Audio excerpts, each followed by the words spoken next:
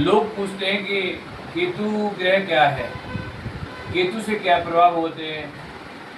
राहु केतु सबकी कुंडली में होते हैं जी, लोग इतनी उन्नति कर जाते हैं। तो मैं बताऊंगा केतु के प्रभावों के बारे में।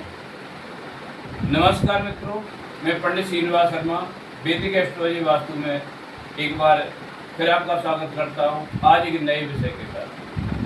पहले वीडियो में मैंने आपको बताया था राहु के प्रभाव के बारे में, यानी राहु से पंचम और नवे घर के बारे में, और ये बताया था कि पांचवें राहु से पांचवें और नवे घर में उसके प्रभाव बढ़ जाते हैं। राहु आसक्ति का ग्रह है, इसलिए राहु जहाँ आपकी कुंडली में बैठा है उससे पांचवें और नवे घर में आसक्ति और बढ़ जाती है, आपकी अटैचमेंट और बढ़ जाती है।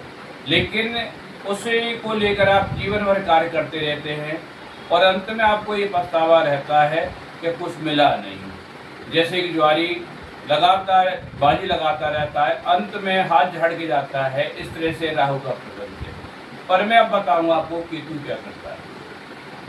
केतु आपकी कुंडली में जहाँ बैठा हुआ है, जी हाँ, जहाँ केतु बैठा है उसे पांचवें और नवे घर में आपके डिटैचमेंट और अधिक बढ़ जाएंगे।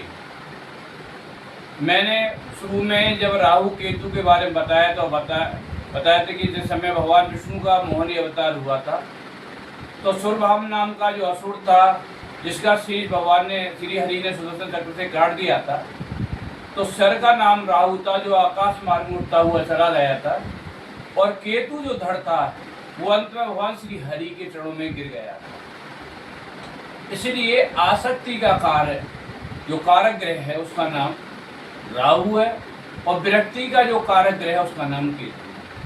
आसक्ति और विरक्ति के बीच में जो कार्य करती है भगवान श्री हरि की योग माया है। इसलिए जहाँ राहु बैठा है उस भाव में वो विरक्ति देगा, डिटैचमेंट देगा, आपको लगाव नहीं देगा। और राहु से पंचम और नवे घर में, केतु से पंचम और नवे घर में ये डिटैचमेंट, आपकी अनासक्ति, विरक्ति जिसे कहें, और अधिक बढ़ जाएगी। इसलिए राहु केतु जहाँ बैठा है उसे पांचवें और नवे घर में विरक्ति देगा, आपका मोह और अधिक भंग करेगा।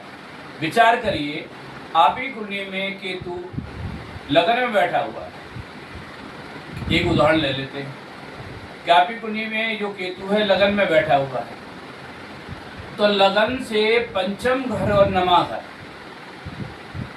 अगर देखा जाए लगन कुंडली की बात है तो पंचम घर शिक्षा का, संतान का है, नमा घर आपका धर्म का और पिता का है। तो इन दोनों भावों में विरक्ति देगा, डिटैचमेंट देगा, लगाव नहीं देगा। इसलिए ऐसे जातकों का अपनी संतान के प्रति लगाव बड़ा कम रहेगा, और नवे घर में दृष्टि होने से पिता के संबंध लगाव कम रहेगा, और धर्म के संबंध में भी लगाव कम रहेगा। देखा यह जाता है ऐसे जातक वृद्ध अवस्था में अपनी संतान के साथ में अटैचमेंट नहीं बना पाते, और जीवन में पिता के साथ भी बहुत अच्छे संबंध नहीं देखे गए हैं। दूसरा, धर्म के विषय में बात करें तो इससे ज़्यादा धार्मिक तो होते हैं, लेकिन धर्म पर भी संदेह करने लगते हैं। मंदिर जाएं तो मन में बहुत सारे कंफ्यूज होते हैं, भगवान है नहीं है, यार मंदिर जाने से क्या होगा, क्यों अपना समय खराब कर रहे हो।